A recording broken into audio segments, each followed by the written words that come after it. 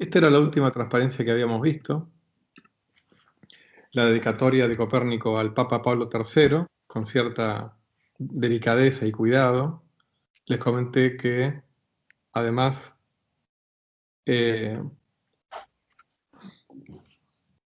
Andreas Ociander había escrito como una especie de prefacio sin el permiso, en principio, de Copérnico, diciendo que era algo meramente calculístico, cosa que Copérnico, en varios lugares de su obra, queda claro que para él no es una hipótesis de cálculo, sino que es una visión genuina del universo, ¿no? La visión heliocéntrica. Y en ese sentido, vamos a compartir un poco este fragmento, que es del libro del Revolutionibus, del capítulo 10. Dice Copérnico: observo que nadie duda que el cielo de las estrellas fijas es lo más alto de todo lo visible, pero vemos que los antiguos filósofos querían tomar el orden de las estrellas errantes según la magnitud de sus revoluciones, aceptando como razón el que, a igual velocidad de los móviles, están más lejos las que parecen moverse más despacio, según se demuestra en la óptica de Euclides. Suponiendo que todos se mueven a velocidades comparables, las que angularmente se mueven más despacio, ¿no? Dice Copérnico, que decían los antiguos, es porque están más lejos, ¿no? Sigue.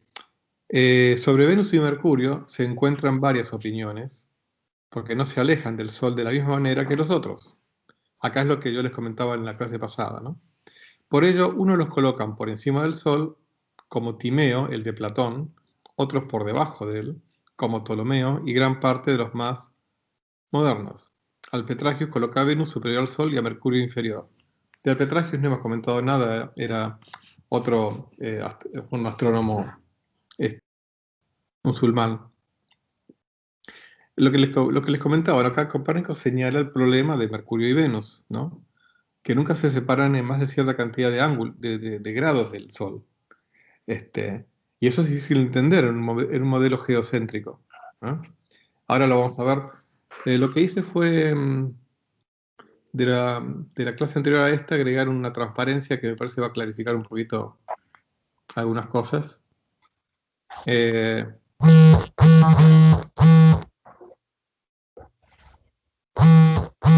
Uno tiene el micrófono abierto, me parece. Muy bien.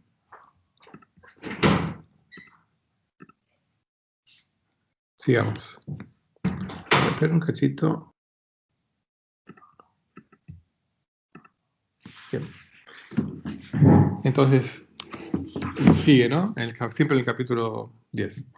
Por ello, no nos avergüenza confesar que este todo que abarca la Luna, incluido el centro de la Tierra, se traslada a través de aquella gran órbita entre las otras estrellas errantes, en una revolución anual alrededor del Sol, y alrededor del mismo está el centro del mundo. Pero fíjense lo que ahí yo puse en negrita, ¿no? O sea, no nos avergüenza confesar, dice Copérnico. Acá no es alguien que está diciendo, vamos a suponer a los efectos prácticos de hacer cuentas, ¿no? ¿Se dan cuenta? No está diciendo eso. Entonces dice, por lo que permaneciendo el Sol inmóvil, cualquier cosa que aparezca relacionada con el movimiento del Sol puede verificarse aún mejor con la movilidad de la Tierra. Pero la magnitud del mundo es tan grande, y acá también está la otra gran revolución, que también la había hecho un poco Aristarco, ¿se acuerdan? Que aunque la distancia de la Tierra al Sol tenga una dimensión bastante evidente, no, o sea, es importante esa dimensión, con respecto a cualquier otra órbita de las estrellas errantes, en razón de sus magnitudes, no aparece, cuando dice estrellas errantes se refiere a los planetas, ¿no? No aparece como perceptible con respecto a la esfera de las estrellas fijas. O sea, la magnitud de la distancia de la Tierra al Sol, ¿no? Es una dimensión comparable, traduciéndolo, habla del resto de los planetas. Pero dice, pero no parece como perceptible respecto a la esfera de las estrellas fijas. Creo que esto es más fácil de conceder que distraer la inteligencia con aquella casi infinita multitud de órbitas, como están obligados a realizar quienes detuvieron a la Tierra en el centro del mundo. Por lo que el orden de las esferas se sigue de esta manera, empezando por la más alta. Y ahí, bueno, describe, ¿no?, el orden de las esferas, que son el orden de los planetas tal cual lo conocemos. O sea, y en medio de todo permanece el Sol. Pues, ¿quién en este bellísimo templo pondría esta lámpara en otro lugar mejor, desde el que pudiera iluminar todo? Bueno, acá se ve el neoplatonismo de Copérnico también, ¿no? O sea que está claro que acá Copérnico tiene una visión genuina, realista, del Sol en el centro del mundo. Y no es una cuestión convencional, etcétera, ¿no? Y uno de los puntos que señala es el de la diferencia que tiene Venus y Mercurio respecto de los demás planetas, por un lado, y por el otro, que es más sensato pensar que las estrellas están fijas y no rotando a velocidades increíbles todos los días, ¿no? Y acá, bueno, puse esta transparencia. Fíjense, comparando justamente el tema de Venus y Mercurio. ¿Qué es lo que hacía Ptolomeo? Acá en la figura A está el modelo geocéntrico, acá está la Tierra, ¿no? Acá está, sea Venus o Mercurio, cualquiera de ellos. El modelo que tenía Ptolomeo es que, por ejemplo, como acaba de escribir, ¿no? Venus en la práctica nunca se aleja más de 45 grados del Sol en el cielo. Y Mercurio peor, nunca se aleja más de 20 grados del Sol. ¿Mm? Entonces, no solamente hay una economía de órbitas o de epiciclos en el modelo de Copérnico, que como les dije en la clase pasada, no es tan grande, es un orden de magnitud de un 20% menos que la cantidad de órbitas que necesita Ptolomeo, sino esta cuestión que es mucho más sensata. Fíjense que acá eh, el, el epiciclo por ejemplo, pongamos que sea Venus, eh, o pongamos que sea Mercurio, para ir más realista. Digamos, con un epiciclo y un deferente, o sea, el deferente es la órbita grande, ¿no? Para que Mercurio nunca se aleje del Sol respecto, ¿no?, de la Tierra, ¿no?, en más de 20 grados. Entonces es como que el deferente tiene que seguir la órbita del Sol. Por algún motivo misterioso, el deferente sigue exactamente la órbita del Sol, y el epiciclo tiene un radio tal que este ángulo, ¿no?, este ángulo que está acá, nunca sea mayor de 20 grados.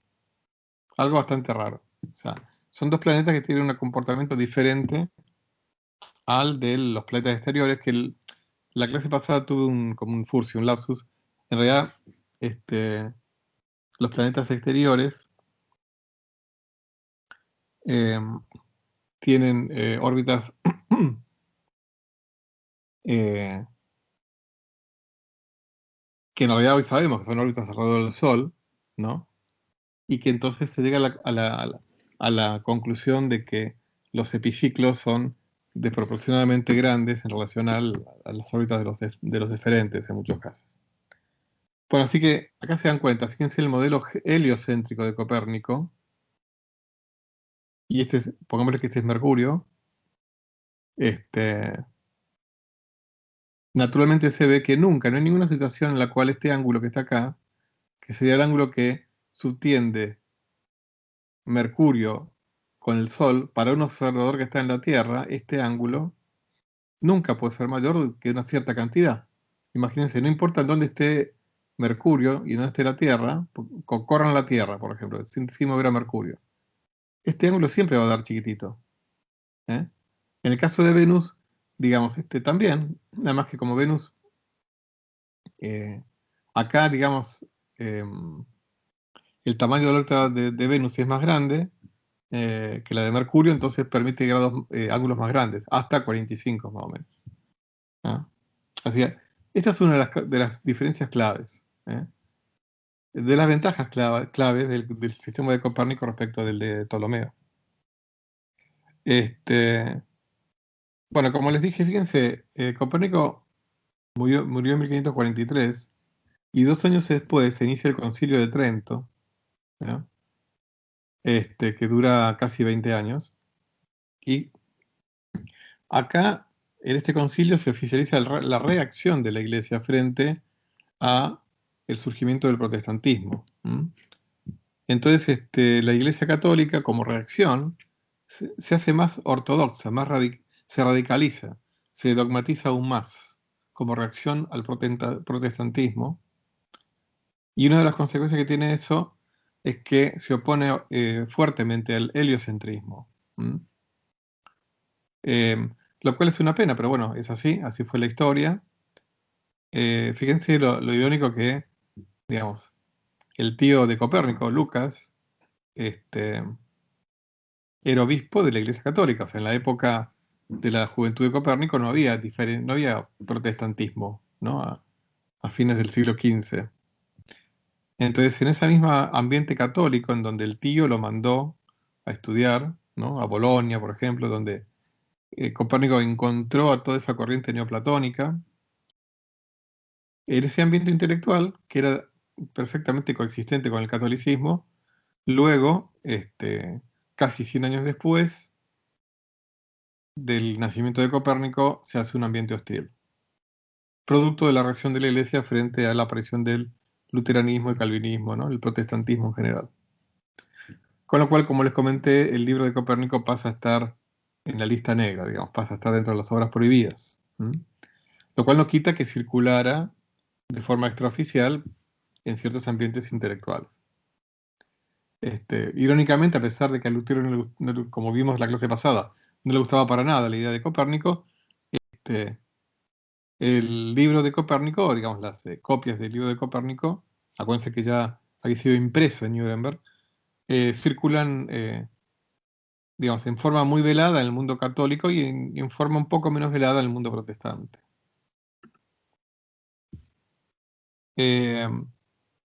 Entonces, por un lado, el universo de Copérnico se agranda para, como les dije, ¿no? Como leímos hace unos minutos, para explicar Copérnico por qué no veo paralaje estelar. O sea, como les expliqué alguna vez, si las estrellas estuvieran a una distancia de la Tierra comparable a la distancia a la cual está la Tierra del Sol, las posiciones angulares de las estrellas cambiarían ¿eh? Cuando pasa medio año. Porque es como el ejemplo que dije con el ojo izquierdo y el ojo derecho.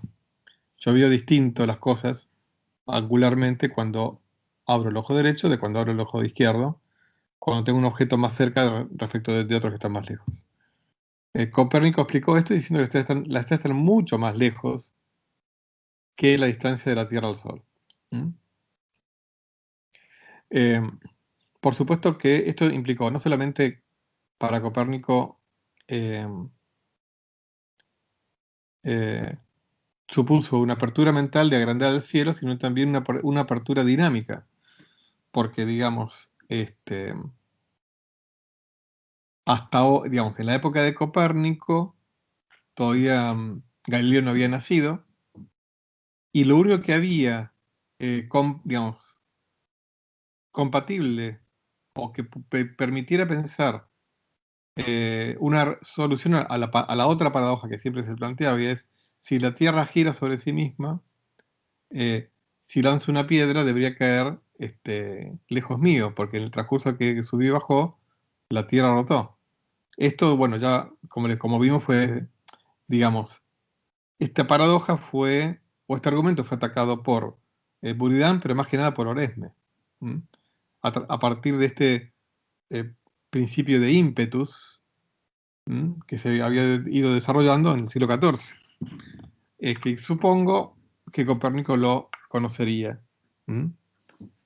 Pero dentro del marco de la física, un físico aristotélico del siglo XV o XVI es razonable que rechace la idea de una Tierra que se mueve, ¿no? A partir de la física aristotélica, ¿no?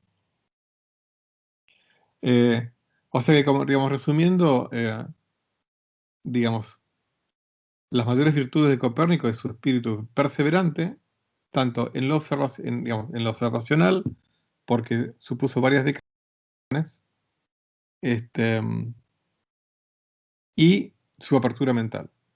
O sea, su apertura a su interés, curiosidad por estas ideas neoplatónicas, ¿no? Que conoció en Italia, ¿no? Y esto de inicio entonces a lo que se conoce como la revolución científica, a secas. Cuando se habla de la revolución científica a secas, es esta que estamos empezando a ver nosotros, ¿no? Pero como estamos viendo, es una revolución que tiene una larga historia previa. Como para terminar con Copérnico, acá les muestro una imagen de el cráter Copérnico. Este cráter que está acá, lunar, en 1935 se le dio el nombre de Copérnico. Es uno de los cráteres más grandes que tiene la Luna. Está dentro de lo que se llama el Mare Insularum, que es como una... Los mares en la Luna se refieren a grandes depresiones. Fíjense, acá aparecen... eh, hemos visto ya en otros casos, ¿no? Bueno, Eratóstenes tiene su cráter, Gay-Lussac, que es uno de los padres de la química, tiene su cráter. Bueno, hay muchos famosos en el mundo de la ciencia que tienen su cráter. Muy bien, vamos ahora a instalarnos en Italia. Vamos a hablar de dos matemáticos en paralelo, porque hay una historia entre ellos interesante de contar. Uno es Girolamo Cardano. Acá se ve un grabado de un tal Cooper de 1501. Fue médico y matemático, también astrólogo, del siglo XVI. Nació en Pavia en 1501 y murió en Roma en 1576. Fue como ya muchos ya en el siglo XVI, un estudioso de distintas disciplinas, con su sólida formación en general filosófica, pero bueno, más que nada dedicado a lo que dijimos, ¿no? Matemática y medicina.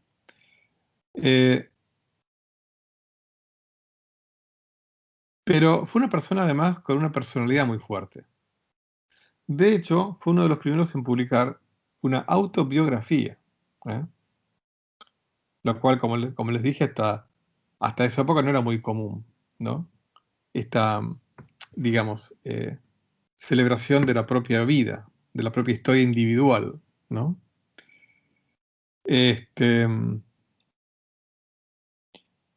Bueno, hay una palabra que ustedes conocerán, o sobre todo los que son más afectos a los autos, que es la suspensión Cardan, que se llama Cardan por Cardano, porque Cardano sin querer inventó el Cardan. O sea, lo que hizo Cardano es inventar un mecanismo que transmite la rotación de un eje a otro eje que no esté rotando en la misma dirección que el primero. ¿Eh? Eh, en ese principio se basa el Cardan. O sea, para que la rotación, digamos, que sale, digamos, que provoca el motor, después se pueda traducir en la rotación del eje de las ruedas, que no es un eje que sea paralelo al otro. Para eso se necesita un Cardan. Entonces, se llama Cardan en honor a Cardano, ¿no? Acá está. Fíjense, este es el dispositivo. Son como, fíjense que acá hay una, como una rueda, este, arandela, llamémosle, y otras dos arandelas. Y el resultado de este artefacto, que es el que inventó Cardán, es que, imagínense, digamos, si esto gira, ¿no? Esto gira, esta rueda gira, y esto gira también perfectamente, y hace que este eje gire también, sin provocar ninguna tensión en la situación. ¿Eh? Como todo esto gira también. Entonces, un giro, ¿no?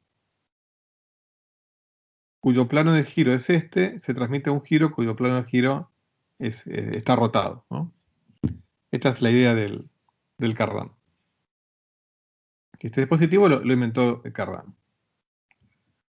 Lo que pasa es que el contexto que él inventó era para transmitir, digamos, brújulas que había en los barcos y que rotaban en cierto sentido, bueno, para poder transmitir ese giro o a lo que, digamos, a lo que es em, un instrumento que esté en otra parte del barco, que podría estar conectado con alguien que tiene un timón, por ejemplo.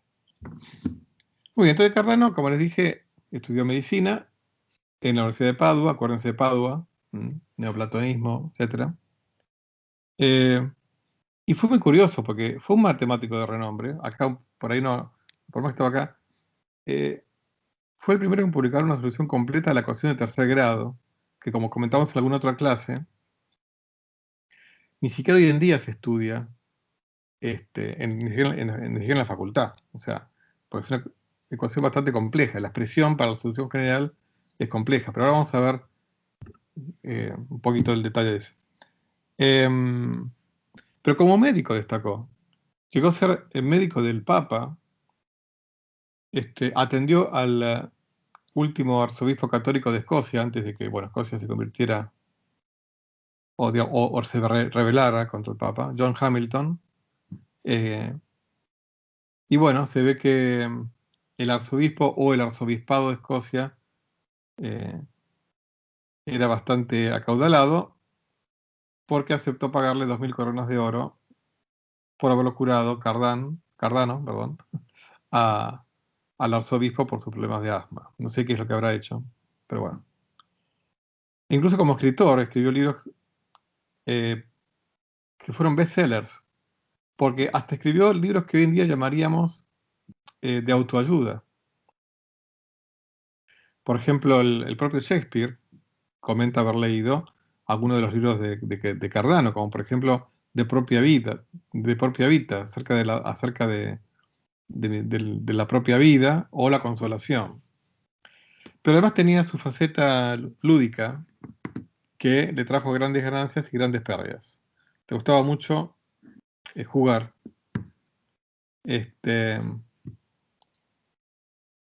a distintos juegos, no solamente a uno en particular. Aparte utilizaba todas sus dotes matemáticas para hacer cálculos de probabilidades con los dados y demás. Y además también aplicó su mente abstracta al juego, al ajedrez. Fue un gran ajedrecista también. Y escribió un libro llamado Liber de Ludo Aleae, que significa algo así como libro de juegos de azar. Aleae, de ahí viene aleatorio. El libro sobre juegos, ludo, juegos de azar. Este, y bueno, como algunos de ustedes sabrán, los grandes jugadores de póker, grandes y cualquiera, digamos, cualquiera que juegue de forma regular al póker, eh, tiene que estudiar probabilidades. Bueno, ya hay libros sobre eso, y tiene que estudiar probabilidades. Y practican el cálculo de probabilidades mientras están jugando. O sea, y eso yo lo sé porque he conocido algún que otro jugador de póker que me ha contado eso. Así como los grandes jugadores de ajedrez se conocen o se han leído muchos libros y conocen de memoria hasta partidas famosas o bueno, determinado tipo de jugadas o de aperturas, ¿no? Ahora que está de moda el gambito de dama, que alguno de ustedes sabrá de qué estoy hablando. Em,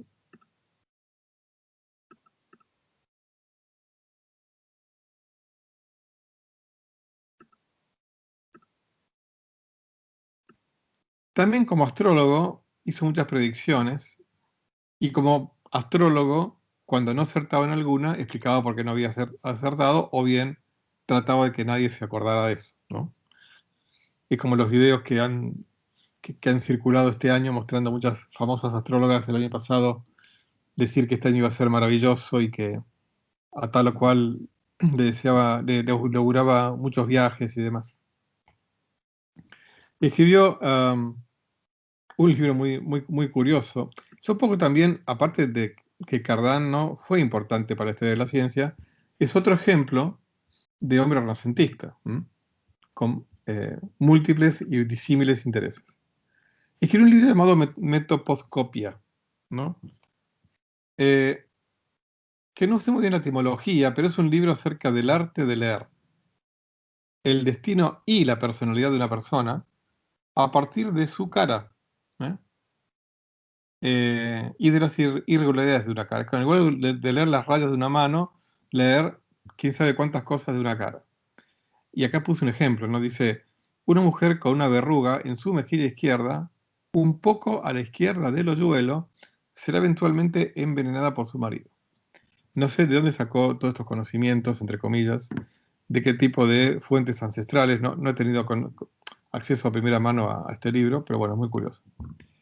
Ya cuando era bastante mayor, fue arrestado. Bueno, acuérdense que ya estamos en el marco de la Contrarreforma. Cardano falleció en 1576, cuando ya el Concilio de Trento ya había dictaminado una serie de cambios en la Iglesia. Así fue arrestado durante unos meses por hereje. Y sí, con este tipo de escritos, la verdad que es de bastante dudosa seriedad. Pero bueno, lo liberaron a condición de que no diera más clases ni publicara más libros. Un poco parecido a lo que pasó con Galileo, que ya lo vamos a ver. Como final a esta breve raconto biográfico, murió a los 75 años, supuestamente eh, el día que él había vaticinado su muerte. Digamos, no quedaron crónicas fidedignas o ciertas sobre qué pasó en ese contexto. Algunos te llegó a decir que se suicidó ese día como para confirmar la predicción que él mismo había escrito. Pero bueno, o por ahí la otra posibilidad sería que cuando se sintió muy mal, escribió en algún escrito algo diciendo que él se iba a morir tal día, el día anterior, y le puso fecha, no sé, un año antes. No sé. Pero bueno, son cuestiones anecdóticas. Muy bien, pero ¿qué es lo que más nos interesa a nosotros, aparte del Cardán? Las construcciones de Cardano como matemático, en particular como algebrista. Al fin y al cabo, encontrar soluciones a la ecuación de tercer grado implica ser un gran algebrista, hacer una manipulación simbólica muy versada, ¿no? El libro Ars Magnae sive de Regulis Algebraicis Liber Unus, acerca del gran arte, o el primer libro sobre las reglas del álgebra, impreso también en Nuremberg, fíjense, en 1545. Aparte, fíjense el año, 2 años después de que se imprimió el De Revolutionibus de Copérnico. Así que este es el... Entonces, antes de... Bueno, vimos un breve resumen de la vida de Cardano. Ahora vamos a ver también un breve resumen de la vida de Niccolò Fontana Tartaglia. Acá hay una imagen de él. Fue más bien, más que médico y matemático, fue ingeniero y matemático. Muy importante. Nació alrededor del año 1500 en Brescia, que está al norte de la región de Lombardía.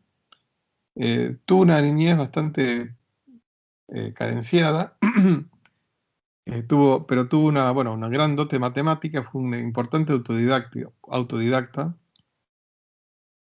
lo cual le permitió enseñar matemática y ganarse la vida como profesor de matemática desde que era casi un niño directamente. Y dio clases en distintos lugares, luego, una vez que ya fue más joven o más grande, en distintos lugares, como Verona, Vicenza. Bueno, había en esa época, digamos, cierta inestabilidad política, militar. Los franceses invadieron en más de una oportunidad distintas regiones del norte de Italia. Y cuando tenía 13 años, Tartaglia, un escuadrón francés saqueó a su natal Brescia.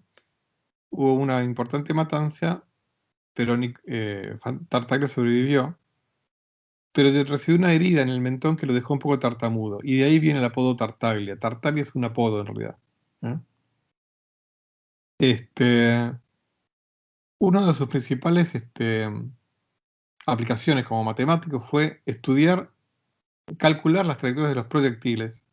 Y Tartaglia dio un paso más respecto de lo que había hecho Alberto de Sajonia. ¿Se acuerdan que había hecho un análisis en donde ese puntito que unía la parte horizontal con la vertical lo había reemplazado por un cuarto de círculo?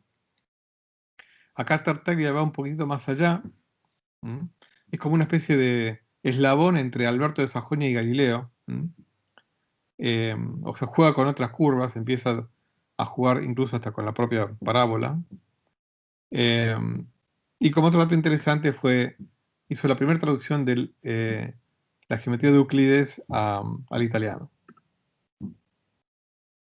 Eh, Vamos a mencionar de paso, pero medio de paso, a otro importante matemático, Luca Pacioli, que bueno, vivió un poco antes de las dos personas de las cuales ahora estamos hablando, Tartaglia y Cardano, que fue un fraile franciscano, eh, matemático, importante matemático, este, uno de cuyos legados fue, para bien o para mal, introducir el sistema que se usa en la contabilidad, en los balances de cualquier empresa, ¿no? El sistema de el debe y el haber, ¿no? El activo y pasivo, debe y haber, ingresos y egresos. Todo eso lo introdujo, curiosamente, un fraile franciscano. ¿Mm? Acuérdense que ya para fines del siglo XV, digamos, la actividad comercial, en particular en Italia, crece enormemente. Había empezado a crecer firmemente a partir del siglo XII, ya para el siglo XV estaba muy desarrollada. Y es curioso que este sistema de contabilidad lo haya desarrollado un fraile franciscano, ¿no? Un paréntesis, ¿no? Acá, bueno, acá les puse una imagen de Luca Pacioli demostrando uno de los temas de Euclides eh, de fines del siglo XV. En la pintura es de un tal Jacopo de Barbari, y acá aparece un misterioso hombre que no se sabe bien quién es. O sea, hay conjeturas de quién pudo haber sido, pero bueno.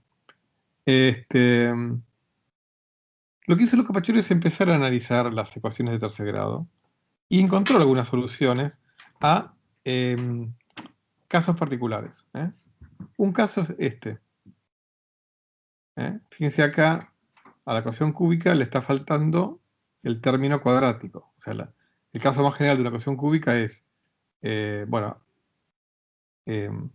un término constante, pongámosle, es igual a algo por x más algo por x cuadrado más algo por x al cubo.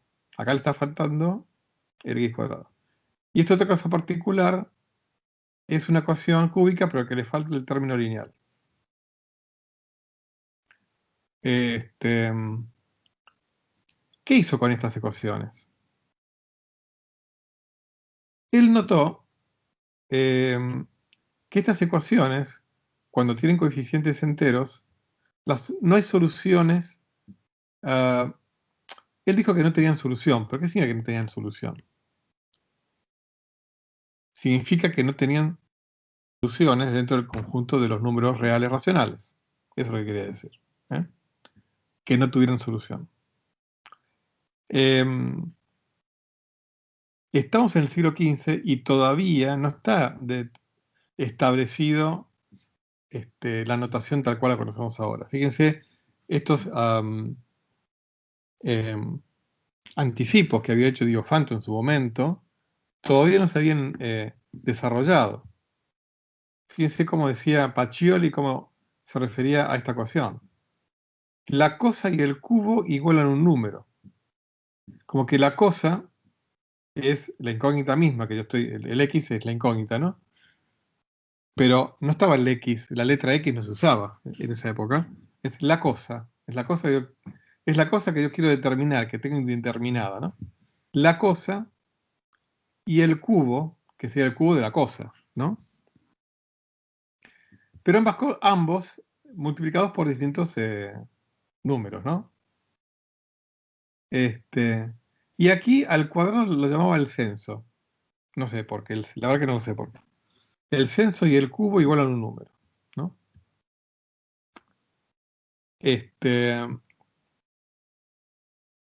Todo esto para ponernos en tema de lo que vamos a comentar ahora. Había un profesor de matemática a comienzos del siglo XVI, de nombre Scipione del Ferro, que encontró una solución general a la ecuación de este tipo, una expresión algebraica, y antes de fallecer, se la comunicó a uno de sus estudiantes, un veneciano llamado Antonio María Fiore, ¿no? Antes de fallecer. O sea, esto parece hasta como una especie de tarea para una película, ¿no? O sea, la ecuación cúbica, se podría llamar. No sé si eso sería muy marketinero, pero bueno. Eh, entonces, ¿qué pasa? Acuérdense, vamos por acá, Antonio, en negrita también, Antonio del Fiore.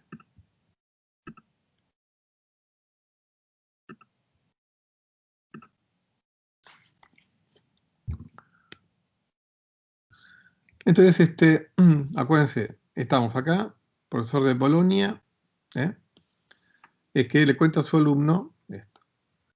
Bueno, Tartaglia, allá por 1530, estaba en Venecia, y le cuenta a un profesor de matemáticas, que era de Brescia, acuérdense que era de donde era Tartaglia, de donde habían matado un montón de gente, bueno.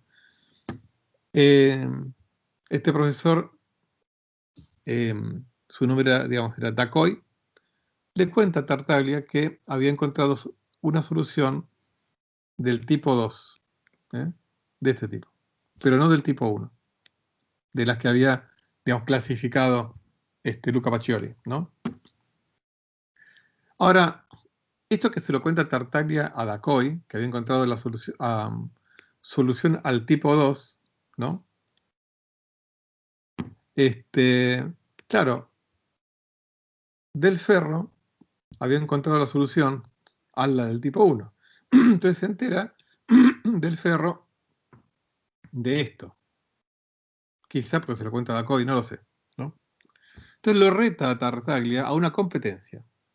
Fíjense la rivalidad entre dos matemáticos en el principio del siglo XV, en donde cada uno tenía que plantearle 30 problemas matemáticos para que el otro lo resolviera antes del 22 de febrero de 1535, ¿no? O sea que tenían, digamos, no me acuerdo cuándo fue este desafío, pero digamos, tenían como mínimo, tuvieron algunos meses para hacerlo. El perdedor tenía que brindarle al ganador 30 banquetes así de comida, ¿no? Muy bien, acuérdense que Fiore era alumno de Ferro.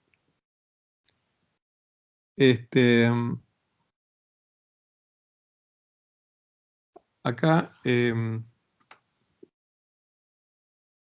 no me dan los años, acá hay un error de tipeo. Esto es Fiore, en realidad, es el alumno de Ferro. Fiore, después lo corrijo. Bueno, Fiore no tenía el nivel, digamos, que tenía Tartaglia. Le plantea 30 problemas. Tartaglia resuelve los 30 problemas que le plantea Fiore, pero que Fiore parece que no pudo resolver ninguno de los que Tartaglia le mandó. Así gana Tartaglia. Muy bien. Para todo esto, Dacoy, al que Tartaglia le había contado que había encontrado soluciones del tipo 2, se mudó a Milán y ahí encontró a Cardano, entonces le contó a Cardano que Tartaglia había resuelto varios casos de las raíces de solución de tercer grado, ¿no? Entonces Cardano, que estaba escribiendo un libro sobre aritmética, quiso conocer, pero de una manera realmente honesta, el método que usaba Tartaglia para haber encontrado esas soluciones,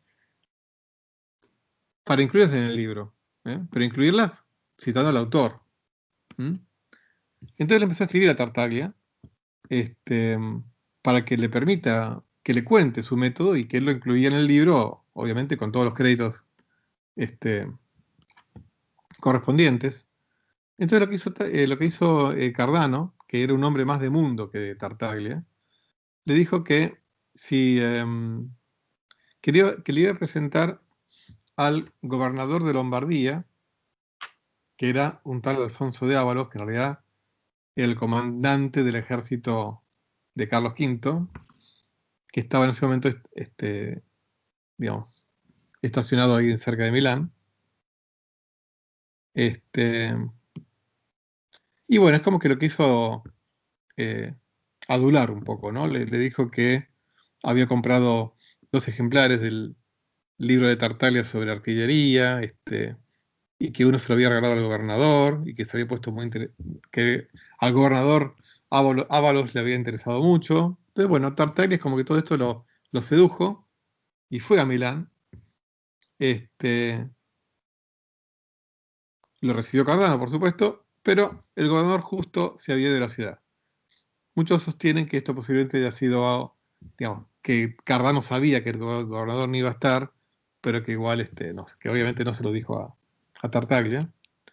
Así que Tartaglia le contó cuál era su método secreto para encontrar estas soluciones, y le hizo jurar a Cardano que nunca lo revele a nadie. ¿Eh? Muy bien. Entonces, Tartaglia después se ve que era un hombre con algunos sentimientos medios negativos, ¿no? O sea, después se arrepintió, por algún motivo era, no sé, no quería divulgar mucho sus descubrimientos, se arrepintió de haberle contado su secreto, pero bueno, cuando después Cardano publica el libro en el cual estaba trabajando, que se llamó Práctica Aritmetice e Mensurandi Singulares, vio que no tenía ninguna referencia, ¿no? a este método de Tartaglia secreto. Ellos se siguieron escribiendo en los siguientes años, pero en general Tartaglia en sus cartas era bastante hosco, bastante poco amable. Es como que eh, se ve que Cardano quería seguir sacándole información, pero bueno, o sea, acá puse una reproducción de una de las cartas de Tartaglia, llamada Terza Risposta Data a Messer Hierónimo Cardano y Messer Ludovico Ferraro. Muy bien. ¿Quién es Ludovico Ferraro? Otro matemático. Entonces Cardano también siguió trabajando por su cuenta, porque como vimos, no era ningún tonto Cardano. Y al final Cardano encontró la solución completa a las ecuaciones de tercer grado. ¿Eh? Se fue más allá que Tartaglia. Y claro, en un momento, en uno de los viajes que hizo Cardano, viajó a Bolonia con un matemático, discípulo de él, un Ludovico Ferrari, y ahí habló con el sucesor de Del Ferro. ¿Se acuerdan? Del Ferro, acá, que fue el que encontró la solución para la ecuación de tipo 1. Entonces, al ver Cardano, al ver que Tartaglia no era el único pionero en esto, sino que había habido un tal Del Ferro que había también encontrado la solución del tipo 1, es como que de alguna manera se sintió como con permiso o liberado, ¿no? Más ya que por el hecho de haber encontrado la solución general. Con lo cual, publicó en la obra Ars Magnae la solución completa.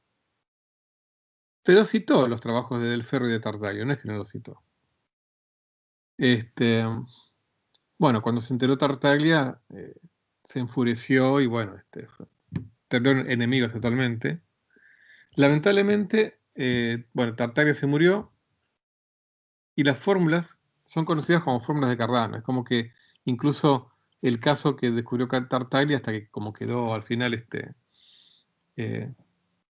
tapado por los éxitos finales de Cardano, ¿no?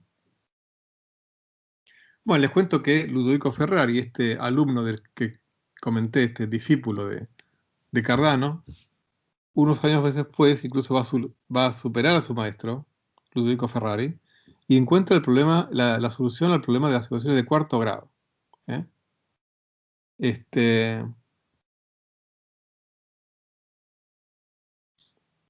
Así que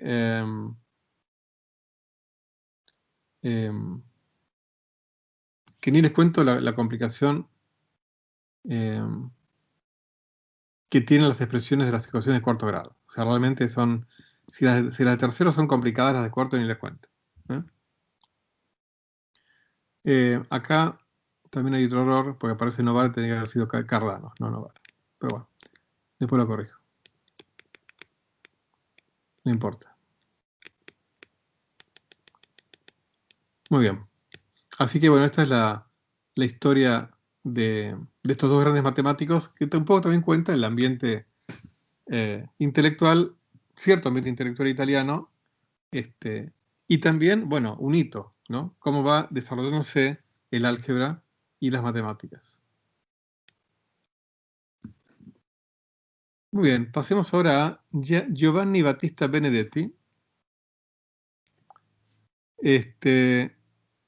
cuya importancia para nosotros es sus contribuciones al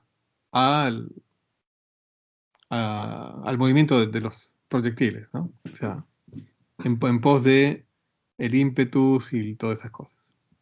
Bueno, Benedetti fue más que nada matemático, físico y musicólogo. Y fíjense que su tesis doctoral la hizo nada menos que bajo la dirección de Tartaglia.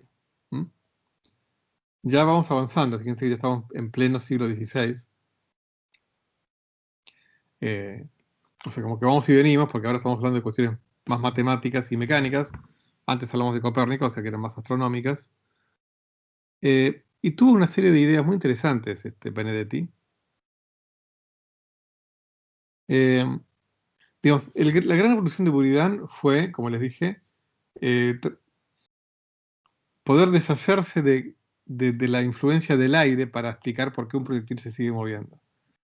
Pero, digamos, no había habido grandes avances en cuanto a decir, ¿cae más rápido un peso más pesado que uno menos pesado? Tal cual decía Aristóteles. Esa es otra cuestión que todavía no había habido grandes avances respecto de Aristóteles. Pero acá Benedetti da un paso muy importante, en el buen sentido. ¿Y qué es lo que plantea Benedetti? No tiene sentido pensar, digamos, Benedetti se quedó con cuerpos de igual composición. No tiene sentido pensar que una piedra que pese el doble de la otra caiga el doble de rápido. Porque, dice Benedetti, no hay forma concebible por la cual, por el solo hecho de unir dos pedazos de piedra, automáticamente la unión duplique su velocidad de caída. O sea, yo tiro dos piedras de 1 kilo, ¿no? Las tiro, como ambas pesan 1 kilo, caen con la misma velocidad. Hablemos en el lenguaje de esa época, ¿no? Aristóteles hubiera dicho que una piedra de 2 kilos cae en principio al doble de velocidad, proporcionalmente a la masa que tiene, al peso que tiene. Dice Benedetti, pero no tiene sentido si yo agarro dos piedras de 1 kilo y pongámosle que por algún motivo las puedo pegar, las puedo unir. No tiene sentido que por el hecho de que estén unidas caigan ahora juntas al doble de velocidad. Es como que para Benedetti eso era claramente contrario a la razón, a la intuición, al sentido común. ¿Eh? Con lo cual va un paso adelante. Formula la primera versión de lo que hoy se conoce como la ley de la universalidad de la caída libre de Galileo. O sea, ¿qué es lo que dice Benedetti? Todos los cuerpos. Lo que pasa es que la Universidad de Benedetti se queda a mitad de camino. Dice, todos los cuerpos de una dada composición caen con la misma velocidad. no importa el peso que tengan. En donde falla Benedetti, dice que un cuerpo que sea más denso cae más rápido que un cuerpo que sea menos denso. O sea que después Galileo va a decir no, que ni siquiera la densidad influye. O sea, salvo que nos encontremos con un cuerpo que tenga forma aerodinámica tal que el aire lo pueda frenar, pero eso es otra cuestión. Ahí aparece el aire. O sea que por eso Benedetti es muy importante, porque da un paso muy importante en descubrir la ley de la universalidad de la caída libre.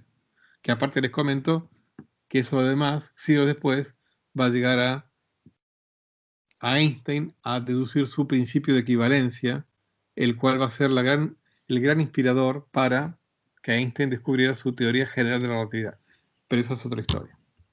Así que Benedetti da un paso muy importante, ¿no?, en la universalidad de la caída libre. ¿Mm? Y el otro aspecto que nos interesa es Benedetti como musicólogo o más como físico del sonido, ¿no? Le escribe una carta más o menos en 1563 a un músico flamenco, Cipriano de Rore, donde, digamos, esa carta es importante porque es el documento, ¿no?, eh, que indica, digamos, o que certifica que a Benedetti se le ocurrió esto, ¿no? Lo que dice ahí Benedetti es que el sonido consiste en ondas de aire o vibraciones. O sea, por más que en esa época no se podía medir la vibración de una cuerda o del aire, pero Benedetti se da cuenta de que el sonido tiene que consistir en ondas de vibración del aire. ¿eh? Y que los intervalos más consonantes al oído, los más consonantes, son aquellos cuyas frecuencias o sus longitudes de ondas asociadas coincidan más veces entre sí. O sea, imagínense una onda, ¿no? Una onda que tenga una cierta longitud de onda. Y otra onda que tenga una longitud de onda igual a la mitad de la primera. Evidentemente, si es la mitad, dos longitudes de onda de la que es más corta van a entrar exactamente en una longitud de onda de la que es más larga. Con lo cual, vieron que una onda tiene crestas y valles, crestas y valles. Va a ser dos crestas. Las crestas de estas dos ondas van a coincidir más seguido, o van a coincidir seguido. ¿eh? Una hace así, la otra hace así, y van a coincidir seguido. En cambio, si no hay una relación simple entre la longitud de onda de una onda y la longitud de onda de otra onda, no van a coincidir las crestas de manera regular. Y en ese caso, dice Benedetti, no vamos a sentir, no van a ser tan consonantes esas dos ondas. O sea que Benedetti fue el pionero en asociar sonidos consonantes a que hay una relación simple entre las frecuencias, porque aparte hay una relación, para los que estudiaron física lo saben, hay una relación directa entre longitud de onda y frecuencia. Entonces, van a ser sonidos más consonantes aquellos cuyas frecuencias estén más sencillamente relacionadas entre sí, a nivel numérico, ¿no? Bueno, después de Mersenne vamos a hablar en el siguiente siglo, en el siglo XVII, Isaac Beckman y Marie Mersenne van a desarrollar esta teoría, pero por ahora nos quedamos acá. Entonces, Benedetti propone, como medida de la consonancia, el producto del denominador y el numerador del cociente de las frecuencias de vibración, como una medida de la consonancia. Por supuesto que esto, nada, es una propuesta, algunos están de acuerdo, otros no. Por ahí Pitágoras hubiera estado de acuerdo, por ahí un Aristógenes, o el propio Oresme, quizá no hubiera estado tan de acuerdo. O sea, en simplificar la medida de la consonancia en función de un producto de números, ¿no? Es más, Descartes, del cual vamos a hablar más adelante, no va a estar de acuerdo con esta propuesta de Benedetti, diciendo que en realidad el oído prefiere una u otra consonancia, no estrictamente por la sencillez de ese cociente de frecuencias, sino también que va a depender del contexto musical en general, como que no está tan de acuerdo. Eso se los comento nada más. Muy bien, vamos a cortar acá. Se pasó la hora, vamos a cortar acá.